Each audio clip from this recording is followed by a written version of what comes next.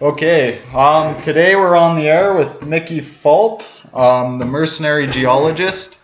Mickey is a certified professional geologist with a Bachelor of Science Earth Sciences with honor from the University of Tulsa and a Master's of Geology from the University of New Mexico.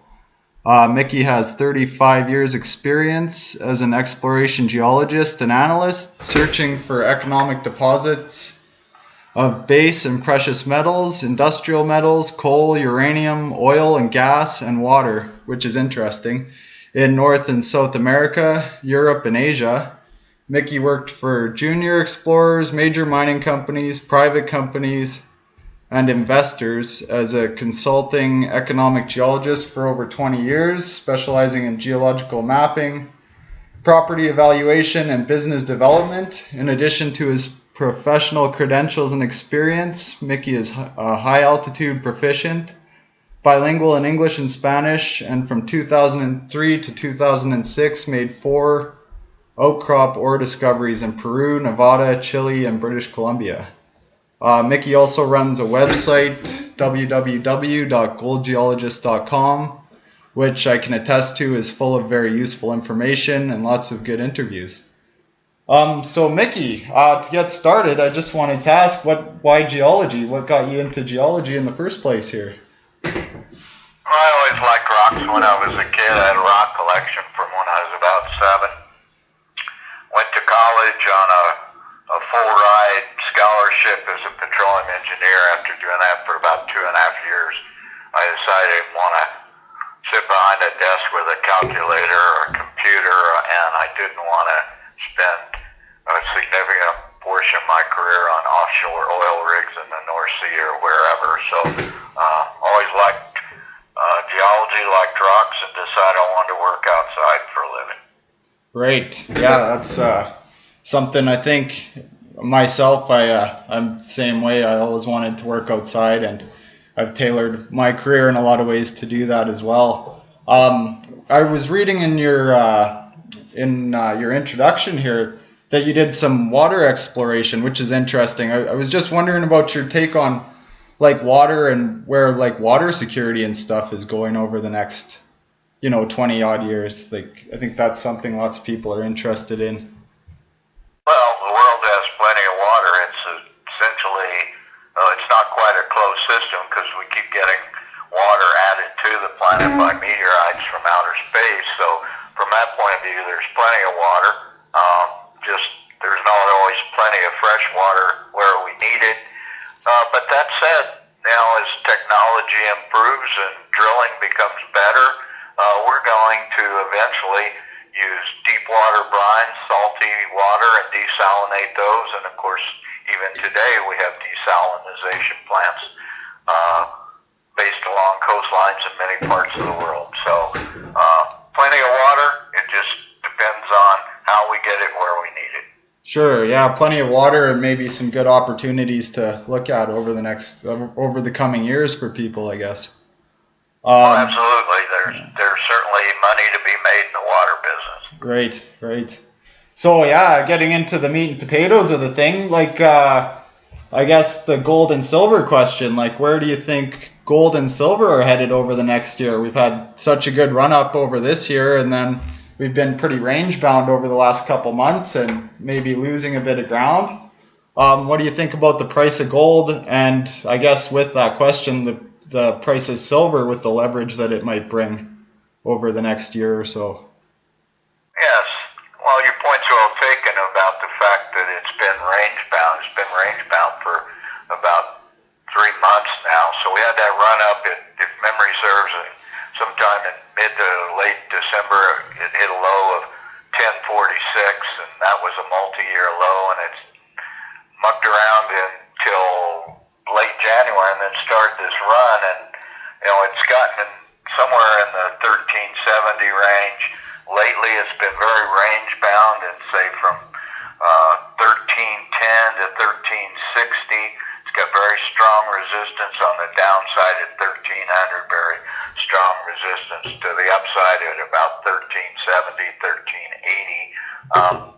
Interestingly enough, this is the season that we would expect gold to rise. Usually has an interim low and during the summer doldrums.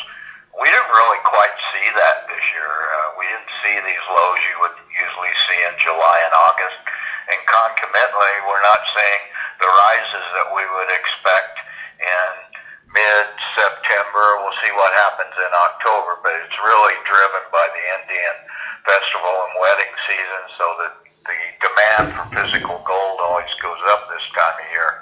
Personally, I'm happy with the gold price where it is right now. The market seems happy for gold stocks to be where it is right now. I think for the upside, we might expect it to touch 1,400 by year end, but if it doesn't do that, it's fine. It's very hard to predict what it's going to do after that period of time. Regarding silver in incipient bull markets, and certainly we've had what looks like a bull market for gold coming out this year, gold stocks.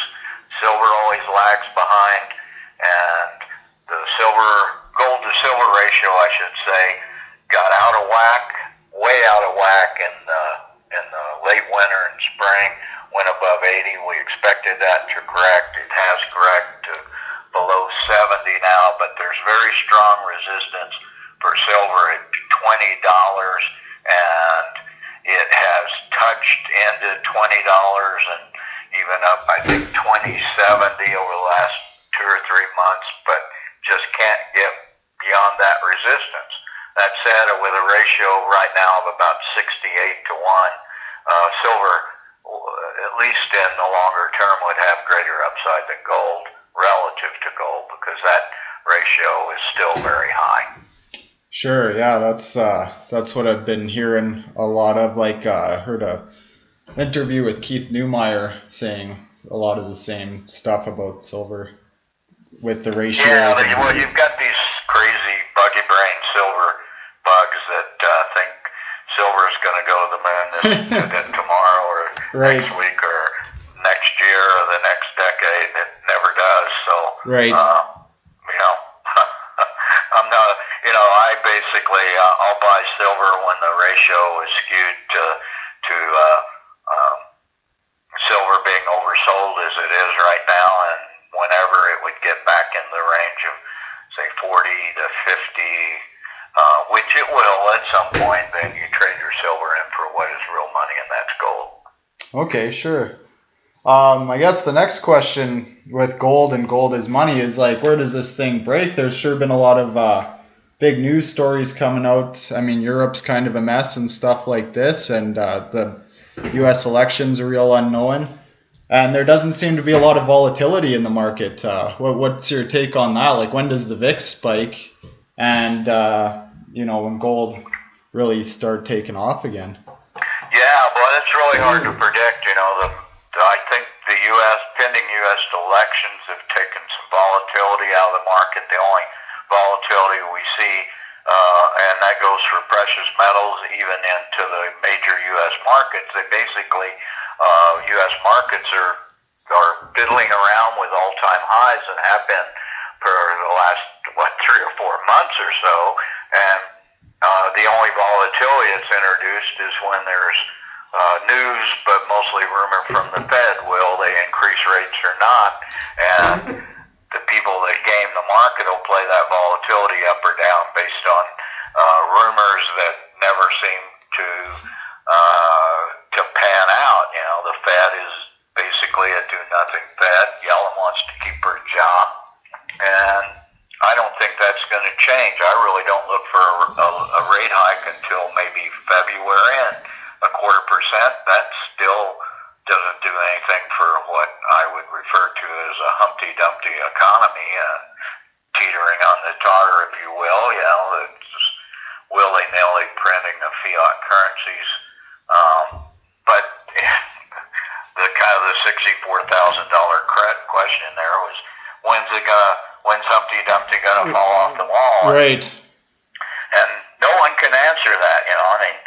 There's been a well-known guy in our business has been saying this is going to happen since 1979, and it still doesn't happen.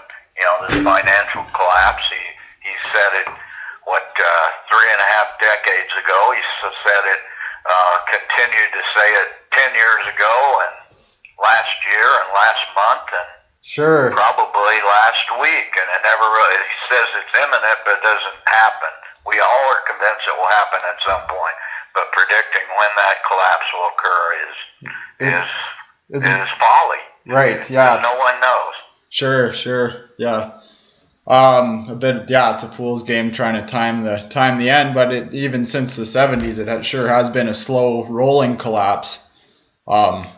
Looking at, the devaluation of currency and the stuff like this, right? That was the only obvious thing that could really happen once Nixon took the U.S. off the gold standard in 1971, and we've had a different sort of economy since then. Sure. So the second half of the interview, I wanted to focus more on the Yukon. Okay. So Mickey, you took a trip up to the Yukon there. Was it in June this last year here?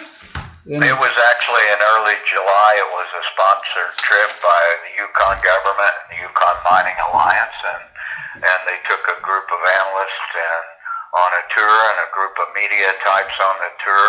I got assigned to the media group, although I really am more of an analyst, but I had a great time because the media group, I think, was a lot more fun than the stodgy analyst group, and we went to 7 different projects scattered all across the Yukon, from the far southeast to the north central to the far southwest, and saw lots of projects, lots of interesting rocks and potential mines to be built. I think we need higher metal prices mainly for most of these to succeed, but it was eye-opening and lots of fun and very informative.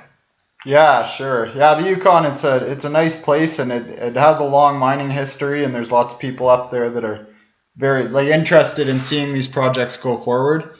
And it's got extreme lack of infrastructure for the most part, and a very harsh climate. So it's a difficult place to work, but by that same token, I don't think I've ever been in a jurisdiction anywhere in the world that is more pro-mining and pro-development than the Yukon and the Yukon government. So props to those guys for being out there and promoting their province and its mineral potential, which I think is immense. Very impressed with the mineral potential. Sure, yeah. So a couple of the main ones I wanted to touch on, which I find really interesting, is Alexco is the one. It's almost a pure silver play. They have the Keno Hill project, highly leveraged. Well, it's not quite there really are no pure silver plays. It's as much a lead zinc play, although probably about 60% of their revenue would come from silver. But, all these zinc projects, or all these silver projects are really generally polymetallic projects. Sure, okay. But, interesting project. Yeah, so highly leveraged to the price of silver. And they have a new deposit, the Birmingham deposit there. Yes. Which Clint Neumann, I think that's how you pronounce it, yep, figures it's similar to the Hector Calumet deposit, which historically produced 96 million ounces of silver out of the Keno mine, out of the Hector Calumet mine. But so what's your take on Alexco? Obviously, you think the price of silver needs to be higher before they put it into production. Yeah, well, and they'll tell you that the price of metals need to be higher. Zinc, lead, and silver both all need to be higher for them to be successful. But they made this fantastic discovery at Birmingham, and they're drilled out another discovery, the Flame Moss, and so they are really essentially ready to go. They have a new mill built, but they need higher metal prices. The other thing that they need to do is they really need to renegotiate their streaming agreement with Silver Wheaton, which really hamstrings their ability to be profitable. I know they're working on that, and confident at some point that will get done. It's in Silver Wheaton's benefit to negotiate a more reasonable agreement with Alexco. But immense potential, great discovery, extremely high grade at the Birmingham, and And as soon as metal prices recover, and they've recovered this year, lead is actually the best performer of all the base metals this year, and zinc has performed well, and silver's performed well. It was down around, it was in the $13 range toward the end of last year, maybe even to this year. So it's $19 now. So I think they really need a bit higher metal prices to be successful. Sure, yeah, and I take your point about the other metals being involved, like the lead and the zinc. I guess lots of people look at these projects and they think silver, but they don't necessarily take the other considerations into play there either. So yeah, I mean, you basically got to make a lead con and a zinc concentrate to get your silver out. So at Alaska, as with most silver, polymetallic silver deposits, the silver will report to the lead concentrate, but you're essentially selling a lead concentrate to a smelter, wherever that smelter may be, based on its silver content. Sure. So the other interesting project up there, Victoria Gold Corp, VIT on the TSX, they no debt, a shovel-ready project with full permitting. So they have the Eagle Gold project at Dublin Gulch, and I think they say over 2 million ounces of gold in the ground there. So yeah, I think it's 2.3 million if my memory serves there. Sure, yeah, I think you're right. Or reserves. Sure, 2.3, and I've seen they've had ads on Business News Network and stuff like this. So what do you think about that? When do you think they're going to be I'm sure they're trying to get financing right at the moment, but what's your take on the they raised $29 million here. I think that closed sometime within certainly within the last month. I visited that mine. I've visited more than once with the CEO, John McConnell, and Mark Aranto. I guess Mark is really the COO, or Executive Vice President, I think is his title. Very interesting project. As you said, shovel-ready, permitted. It's a big grade challenged at 0.8 grams per ton, and with recovery of about 0.6 grams per ton. But that said, it's a very low strip ratio. They're essentially scaling off the side of a mountain, mining downhill for most of its mine life, whenever that would happen. Pretty good infrastructure they need. They got a road to the property. They need to move power in, I think, 35 kilometers. Once again, I think it needs higher metal prices to succeed, and needs some grade sweeteners someplace. So in that regard, they're exploring some satellite deposits right now that can offer higher grade, and maybe if not starter pits, blend into the processing, which would be heap leach processing. If memory serves, I'm not quite sure about this, but crush beforehand, not straight run a mine off the mountain. But it's interesting project. It certainly looks like it would be a takeover target at some point, and maybe somebody moves on it soon. Maybe not. You never quite know about these takeovers, but I'd like to see higher gold price and success in their exploration efforts to pay a pretty significant capex, to get this thing in production. Sure, yeah. Like you said, you never know. Like the Kamenak mine there, it was moving sideways forever, and then it was just overnight that Gold Corp took that one up, eh? So yeah, you never know, especially in the gold environment we're in. I guess, yeah, that's great stuff. Mickey, one last question is, what did you like about the Yukon? Like, you guys toured Dawson, I think, and you're in Whitehorse, and yeah, well, I've been in the Yukon a few times before, but I never got the opportunity to see some of these really nice projects that exist there. So I was duly impressed. We had a great time in Dawson City in the middle of the summer, and as you know, doesn't really ever get dark in the middle of the summer. So it is a renowned mining and party town. So we did our share of that. I think the general feel for the Yukon is like many jurisdictions throughout the world, we need better metal prices for success, for mining success in the Yukon. That's no different than most other places. There really are no, quote, bird's nests on the ground. Every project's got a few warts on it. Every project's got some challenges. But look at it this way. There's only two things you can't change about finding a mineral deposit to make it an ore body. There are two things that absolutely cannot be changed: the geography and the geology. Everything else that we do, we can engineer, we can develop technical solutions. So from that point of view, very enthused about the potential of the Yukon, even though it does have very harsh climate and infrastructure difficulties. But with metal prices, we'll see some mines come out of the Yukon here in the next 10 to 20 years for sure. Sure. All right. Well, thanks a lot, Mickey. It's been very informative, and you're a very knowledgeable man on the mining industry. It's great talking to you. Well, thanks a lot, Micah. It's been my pleasure, and I look forward to talking to you again. Okay, man. Talk to you later. All right. Take care. Ciao.